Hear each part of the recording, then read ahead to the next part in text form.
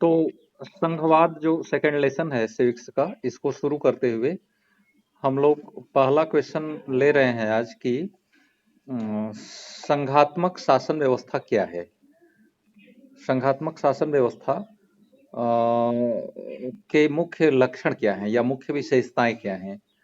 और इसी के साथ एक और क्वेश्चन हम लोग ऐड कर सकते हैं बड़े आराम से कि संघात्मक शासन व्यवस्था का अपोजिट क्या होगा, एंटोनिम क्या होगा।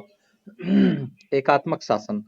तो संघात्मक शासन व्यवस्था के जो लक्षण हैं, जो फीचर्स हैं, उनको जब हम हटा देते हैं तो हमें जो व्यवस्था प्राप्त होती है वो व्यवस्था प्राप्त होती है, एकात्मक शासन व्यवस्था प्राप्त होती है। तो संघात्मक शासन व्यवस्था को लेकर के चल रहे हैं हम लोग। संघात्मक शासन व्यवस्था के मुख्य फीचर्स क्या हैं, मुख्य विशेषताएं क्या हैं। तो पहली चीज तो इसमें कम से कम दो स्तर की सरकार होती है, एक केंद्रीय सरकार और दूसरी प्रांतीय सरकार या क्षेत्रीय सरकार या राज्य सरकार। जैसे आप वहां आपने देखा बेल्जियम में, तो बेल्जियम में उन सरकारों को क्षेत्रीय सरकारों का नाम दिया गया था। आपके यहाँ आप देखते हैं तो राज्य सरकार या प्रदेश सरकार के नाम से वो सरकारें जानी जाती हैं। और ये तो आपने तो अपने यहाँ मान लीजिए दो लेवल की जगह तीसरा लेवल पंचायती राज वाला भी कर रखा है। मगर जो संविधान में जो मूल व्यवस्था जिस समय आपने कॉन्स्टिट्यूशन लागू किया 1950 में, उस समय दो स्तर की सरकारें काम कर रही थी, केंद्र सरकार, राज्य सरकार। तो पहली बात तो ये है कि कम से कम दो लेवल की सरकार होना जरूरी है।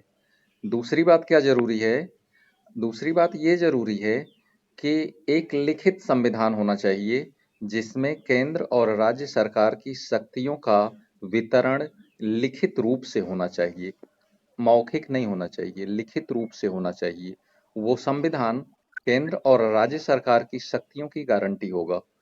तो ये दूसरी विशेषता हो गई। और तीसरी विशेषता इसमें जो ये पाई पाई जाएगी संघात्मक शासन व्यवस्था में कि प्रदेश स्तर की जो सरकार है, राज्य राज्य सरकारें जो हैं, वो अपने अधिकार क्षेत्र में जो अधिकार की उनको संविधान द्वारा दिया गया है, उस अधिकार क्षेत्र में कार्य करने के लिए स्वतंत्र हैं। केंद्र सरकार प्रदेश सरकारों को निर्देश नहीं दे सकता। तो ये चीज हो गया। एक चीज और ले लीजिए, जुडिशियल रिव्यू, न्यायिक पुनर्विलोकन। संविधान लिखित है, संविधान के द्वारा केंद्र और राज्य सरकार की शक्तियों का विभाजन किया गया है। तो वहां पे न्यायपालिका, स्वतंत्र न्यायपालिका जरूरी है। संविधान सर्वोच्च होना चाहिए, स्वतंत्र न्यायपालिका होनी चाहिए जो कि उस संविधान की रक्षा करती है। तो इतनी बातें जो हैं संघीय शासन व्यवस्था के अंतर्गत आपको देखने को मिलेंगी। ये विशेषताएं आपको संघीय शासन व्यवस्था के अंतर्गत देखने को मिलेंगी। और इन्हीं चीजों को अगर हम हटा लें, अगर एकात्मक शासन व्यवस्था की बात हमें करना है तो हम ये देखेंगे कि वहां पे एक ही लेवल की सरकार होगी, दो लेवल की सरकार नहीं होगी। और दूसरी चीज, लिखित संविधान है यह जरूरी नहीं होगा। न्यायपालिका की स्वतंत्रता जरूरी नहीं होगी, न्यायपालिका सर्वोच्च है यह जरूरी नहीं होगा। और स्थानीय सरकारों को केंद्र सरकार आदेश दे सकती है, जबकि संघीय शासन व्यवस्था में प्रदेश सरकार या क्षेत्रीय सरकारों को केंद्र सरकार निर्देश नहीं दे सकती है। तो इस तरह से हम संघात्मक शासन व्यवस्था और एकात्मक शासन व्यवस्था के बीच का अंतर कर सकते हैं कि संघात्मक शासन व्यवस्था है क्या और एकात्मक शासन व्यवस्था से फर्क क्या है। एकात्मक शासन व्यवस्था से उसका फर्क क्या है। तो संघात्मक और एकात्मक शासन व्यवस्था के मेन फीचर्स पर ध्यान देने के बाद अब हम लोग कुछ और पॉइंट्स लेंगे जो कि संघीय व्यवस्था की कुछ महत्वपूर्ण विशेषताओं पर।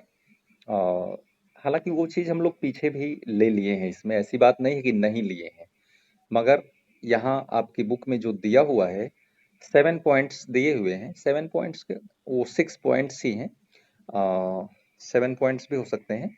देख लेते हैं हम। तो उनको भी हम थोड़ा क्लियर कर देते हैं कि वो 7 पॉइंट्स क्या हैं। तो यहाँ पे एक क्वेश्चन अब ये रहेगा कि संघीय शासन व्यवस्था की, जो क्वेश्चन की दिया जा चुका है, पीछे हो चुका है, क्वेश्चन तो हो गया है, क्वेश्चन की बात नहीं है। संघीय शासन व्यवस्था की प्रमुख विशेषताएं क्या हैं या क्या होती हैं, ठीक ना, इस चीज पर बात करना है। तो देखिए, संघीय शासन व्यवस्था की जो पहली व्यवस्था हमने शुरू में ही आपको बता दिया कि कम से कम 2 लेवल की सरकार होनी चाहिए, 2 स्तर की सरकार होनी चाहिए, ठीक है। तो एक बात हो गया। तो आपके यहाँ भी है ये चीज। आगे फिर से एक क्वेश्चन आपको इसी आधार पर दे दिया जाता है कि सिद्ध कीजिए कि भारत की व्यवस्था संघात्मक है। तो इन्हीं 7 पॉइंट्स को आप यूज करते हुए आप ये सिद्ध करते हो कि हाँ, भारत की व्यवस्था संघात्मक है।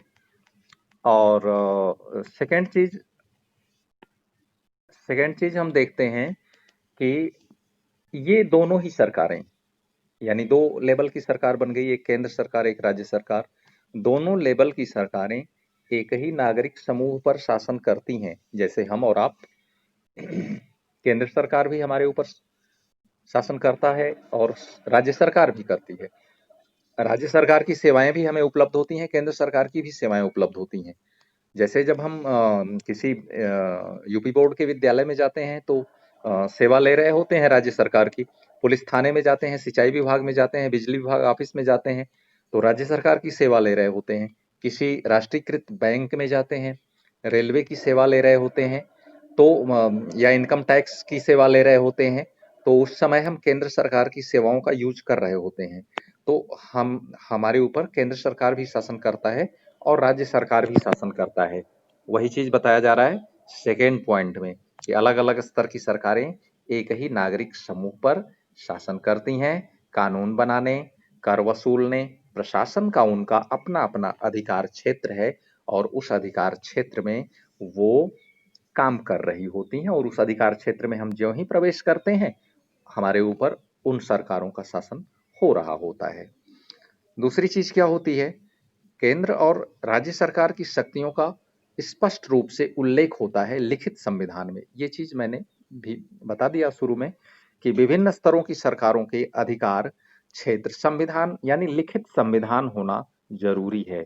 अगर संघात्मक शासन व्यवस्था है तो लिखित संविधान जरूर होगा। लिखित संविधान नहीं है तो संघात्मक शासन व्यवस्था का कोई मतलब नहीं है। तो लिखित संविधान होगा। लिखित संविधान केंद्र और राज्य सरकार के अधिकार क्षेत्र को मर्यादित करता है और उसकी गारंटी प्रदान करता है।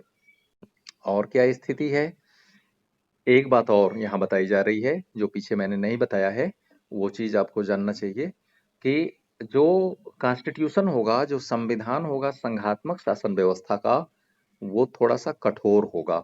यानी उसको इजिली चेंज न किया जा सके। जब मन करे तब उसको चेंज न किया जा सके, जब मन करे उसमें संशोधन न किया जा सके। हालांकि बहुत कठोर भी नहीं होना चाहिए कि संशोधन हो ही न सके, मगर एकदम आसान नहीं होना चाहिए, क्योंकि उसमें संशोधन केंद्र और राज्य दोनों की सहमति से ही होना चाहिए। ऐसा नहीं कि जब मन करे केंद्र सरकार उसमें संशोधन करती रहे और राज्य सरकार की शक्तियों में काट छाट करती रहे, ठीक है। तो संविधान के जो मौलिक प्रावधान हैं उनको कोई एक सरकार न बदल सके। केंद्र सरकार या राज्य सरकार जब मन करे तब बदल दे, ऐसा नहीं होना चाहिए। जबकि एकात्मक शासन व्यवस्था में तो लिखित संविधान अगर नहीं भी है तब भी काम चल रहा है। जैसे आप इंग्लैंड को ले लीजिए, इंग्लैंड में लिखित संविधान नहीं है, वहां की सरकारें चलती रहती हैं बड़े आराम से, कोई कुछ नहीं बोलता। यूनिट्स होती हैं, इकाइयां होती हैं वहां भी, मगर उनको संविधान के द्वारा शक्ति नहीं दी जाती।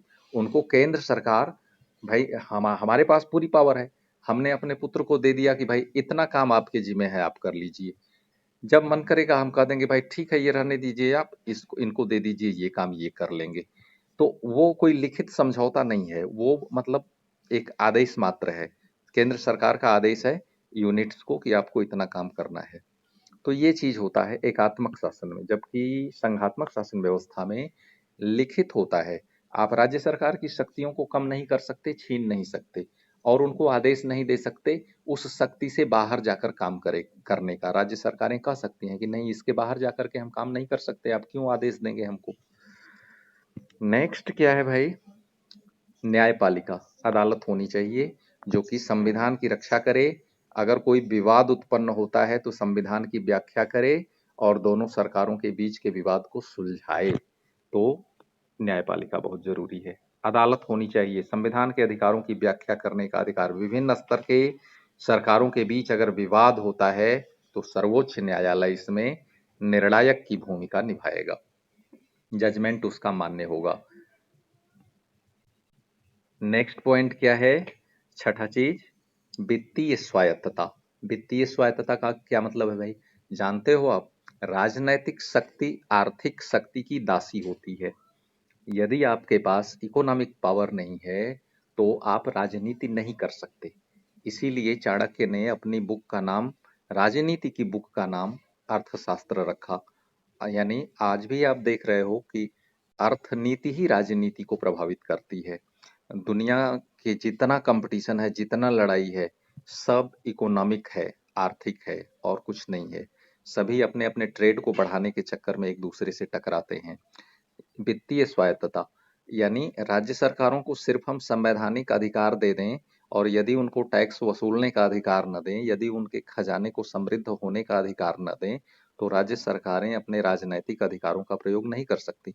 तो वित्तीय स्वायत्तता निश्चित करने के लिए विभिन्न स्तर की सरकारों के लिए राजस्व के अलग अलग स्रोत भी निर्धारित किए गए हैं।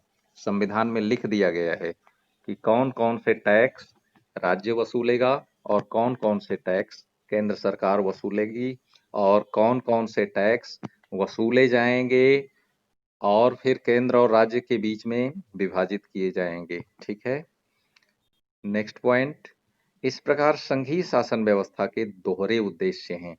तो संघीय शासन व्यवस्था, संघीय शासन, सातवां पॉइंट जो है, एक तरह से उद्देश्य भी बता रहा है और विशेषता भी बता दे रहा है। एक और विशेषता आपको देश की एकता को बढ़ावा देना और सुरक्षा को बढ़ावा देना। यहाँ पे उद्देश्य, एक क्वेश्चन आपके लिए अलग से होगा कि संघीय शासन व्यवस्थाओं का गठन किन उद्देश्यों को पूरा करने के लिए किया जाता है। उसके पॉइंट्स आपको यहाँ से मिल जाएंगे। देश की एकता को बढ़ाना, सुरक्षा को बढ़ाना, क्षेत्रीय विविधता का सम्मान करना, विकास को बढ़ावा देना। समझ रहे हैं बात। तो ये सारे पॉइंट्स आगे भी मिलेंगे और इनको हम मैनेज और आगे भी कर देंगे। अभी हम लोग आगे बढ़ रहे हैं और आगे एक इस बिंदु पर हम लोग विचार करने वाले हैं कि संघात्मक शासन व्यवस्था का गठन किस प्रकार से होता है, कितने प्रकार से होता है। संघात्मक शासन व्यवस्था का गठन करने का सबसे जरूरी बेसिक चीज क्या होता है, तो सबसे बेसिक चीज ये होता है संघात्मक शासन व्यवस्था के गठन के लिए कि शक्तियों के बंटवारे पर एक आम सहमति होनी चाहिए। केंद्र और राज्य के बीच में विवाद न हो शक्ति के विभाजन पर, और दोनों सरकारों को एक दूसरे पर भरोसा होना चाहिए। ठीक है, कि हाँ दोनों अपने इस लिखित समझौते का पालन करेंगे। यदि सहमति और भरोसा ये दो चीज है तो संघात्मक शासन व्यवस्था चलेगी, और सहमति और भरोसा अगर गायब होता है तो संघात्मक शासन व्यवस्था खतरे में पड़ जाएगी। तो संघात्मक शासन व्यवस्था के निर्माण की दो बेसिक चीजें हैं, सहमति और भरोसा। तो ठीक है, ये तो हर जगह होना चाहिए, सहमति और भरोसा। और मगर संघात्मक शासन व्यवस्था का निर्माण कितने प्रकार से होता है, तो ठीक है, तो आदर्श संघीय व्यवस्था में ये दोनों पक्ष होते हैं। कौन से दोनों पक्ष? आपसी सहमति और भरोसा, ये दो चीज होते हैं। अब जो है संघ, संघ का निर्माण कैसे होता है। संघ का निर्माण दरअसल दो तरीके से होता है। संघ का निर्माण दो तरीके से कैसे हो सकता है। एक, जैसे छोटे छोटे राज्य हैं, उनको संसाधन कम है उनके, वो अपना आर्थिक विकास नहीं कर पा रहे हैं। और दूसरी चीज, छोटा होने के कारण वो अपनी सुरक्षा के प्रति भी आश्वस्त नहीं है, उनको बराबर खतरा महसूस होता है कि कोई देश उनको निगल जाएगा, हड़प लेगा। तो फिर वो क्या करते हैं, वो छोटी-छोटी इकाइयाँ, भौगोलिक एकता अगर उनकी नज़दीक है, यदि जियोग्राफिकल विज़न से वो नज़दीक हैं, तो वो आपस में मिलते हैं, एक समझौता करते हैं कि हम लोग अपने कुछ अधिकार एक कॉमन गवर्नमेंट को दे देते हैं और एक यूनियन बना लेते हैं, एक फेडरेशन बना लेते हैं, संघ बना लेते हैं। इस तरह से जिस संघ का निर्माण सबसे पहले हुआ, उसका नाम है USA, United states of America. छोटी-छोटी इकाइयाँ थी, 50 वो लोग मिले आपस में, यूनाइटेड स्टेट्स ऑफ अमेरिका का निर्माण हुआ। तो छोटी-छोटी इकाइयाँ मिल करके जब संघ का निर्माण करती हैं, तो एक तो ये तरीका होता है, इस तरीके से संघ का निर्माण होता है। यहीं पर इस बात को समझ लीजिए कि जब छोटी-छोटी इकाइयाँ मिल करके संघ का निर्माण करती हैं, तो क्या होता है, शक्ति के वितरण पर क्या असर पड़ता है? तब ऐसी स्थिति में केंद्र सरकार को शक्ति किसने दी? छोटे-छोटे जो स्वतंत्र इकाइयाँ थी, पहले जो स्वतंत्र देश थे, उन्होंने शक्ति दी है, उन्होंने केंद्र सरकार का सृजन किया है। ऐसी स्थिति में केंद्र सरकार के पास उतना ही अधिकार होगा, जितना कि ये स्वतंत्र देश आपस में मिलते समय उसको दे रहे हैं। तो ऐसे संघ में जहां पर छोटी इकाइयों ने मिलकर संघ का निर्माण किया है, केंद्र सरकार की स्थिति राज्यों की अपेक्षा कमजोर होती है। केंद्र सरकार के पास कम शक्ति होती है और राज्य सरकारों के पास अधिक शक्ति होती है। और वो साथ क्यों आए हैं? अपनी सुरक्षा और अपने विकास के लिए, अपने सुरक्षा और अपने विकास के लिए उन्होंने ये रास्ता अख्तियार किया है, इस रास्ते पर वो आए हैं। और इस प्रकार से संघ बनने का एग्जाम्पल अमेरिका, स्विट्जरलैंड, ऑस्ट्रेलिया है। और ये बात मैंने पहले ही बता दिया कि इस तरह की व्यवस्था वाले देशों में केंद्र सरकारें कमजोर होती हैं राज्य सरकारों की अपेक्षा। सेकेंड व्यवस्था क्या है? सेकेंड व्यवस्था का एग्जाम्पल इंडिया ही है। इंडिया एक बड़ा सा देश था 1947 में, संघवाद अच्छे से उभरा नहीं था, संघवाद को लागू करना था राज्यों का। जब एक बड़ा सा देश अपनी क्षेत्रीय विविधता को ध्यान में रखते हुए, आर्थिक विकास को ध्यान में रखते हुए, प्रशासनिक सुविधा को ध्यान में रखते हुए छोटी-छोटी इकाइयों का सृजन करता है, छोटे-छोटे प्रदेश गढ़ता चला जाता है। जैसे आपके देश में तो अभी भी प्रदेश बनने की प्रक्रिया चल रही है, उत्तराखंड बना, झारखंड, छत्तीसगढ़, ये सब अभी हाल में बने हैं। अभी भी मांग होती है पूर्वांचल बना दीजिए, तो बुंदेलखंड बना दीजिए। बहुत सारे राज्यों में मांग चलती रहती है कि हम अलग राज्य होना चाहते हैं, अलग राज्य होना चाहते हैं, मतलब अलग देश होना चाहते हैं, ऐसा नहीं है, वो अलग राज्य होना चाहते हैं। तो कहने का तात्पर्य ये है कि जब एक बड़ी सी इकाई को छोटी-छोटी इकाइयों में विभिन्न कारणों से, जिनको मैंने अभी बताया, डिवाइड करके संघ का निर्माण किया जाता है, तो ऐसे संघ का इस तरीके से भी एक संघीय व्यवस्था का निर्माण होता है, जिसका एग्जाम्पल कि भारत है। और इस तरह की संघीय व्यवस्था वाले देशों में क्या स्थिति बनती है? केंद्र सरकारें मजबूत स्थिति में होती हैं और राज्यों का निर्माण केंद्र सरकार ने किया है, राज्य सरकारों के पास कम अधिकार होते हैं। तो ये दूसरी व्यवस्था है, संघीय शासन व्यवस्था के गठन का ये दूसरा तरीका है। हम विविधता को ध्यान में रखते हुए, प्रशासनिक सुविधा को ध्यान में रखते हुए, इस दूसरी श्रेणी वाली जो व्यवस्था है, इसमें राज्यों की अपेक्षा केंद्र सरकारें अधिक मजबूत होती हैं। ठीक है, तो इतना चीज है ये संघीय शासन व्यवस्था के संदर्भ में। और ये दो प्रकार हैं, दोनों के एग्जाम्पल्स हैं और दोनों के रिजल्ट्स हैं। ठीक है, इनको यहीं पर एक चीज आपको उस क्वेश्चन को भी रिवाइज कर लेने की जरूरत है कि संघीय शासन व्यवस्था की स्थापना का उद्देश्य क्या है। दोनों ही व्यवस्थाओं के गठन के जो उद्देश्य थे उनको एक जगह कर लीजिए। जैसे छोटे छोटे राज्यों ने एक में मिलने का निर्णय क्यों किया भाई? सुरक्षा के दृष्टिकोण से और विकास के दृष्टिकोण से, आर्थिक समृद्धि के दृष्टिकोण से। बड़े देश ने अपने को छोटी छोटी इकाइयों में डिवाइड क्यों किया? अपनी विविधता को देखते हुए। आर्थिक विकास भी इनका भी पॉइंट है, मगर वहां से हम ले चुके हैं आर्थिक विकास, तो एक ही जगह रहने दीजिए। प्रशासनिक सुविधा और ठीक है, क्षेत्रीय विविधता। हाँ, आर्थिक असमानता को दूर करने के लिए, आर्थिक असमानता को दूर करने के लिए इसको भी हम कर सकते हैं। जैसे झारखंड को अलग किया गया, उत्तराखंड को अलग किया गया, उन लोगों का कहना था कि हम उत्तर प्रदेश में रहकर विकास नहीं कर पा रहे हैं, तो आर्थिक असमानता को दूर करने के लिए भी एक पॉइंट्स हम इसमें ले सकते हैं।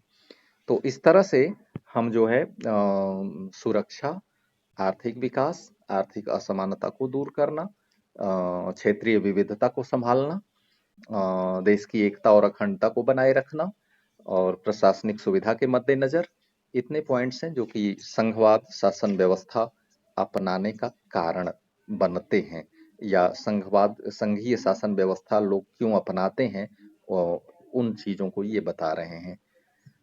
ठीक है।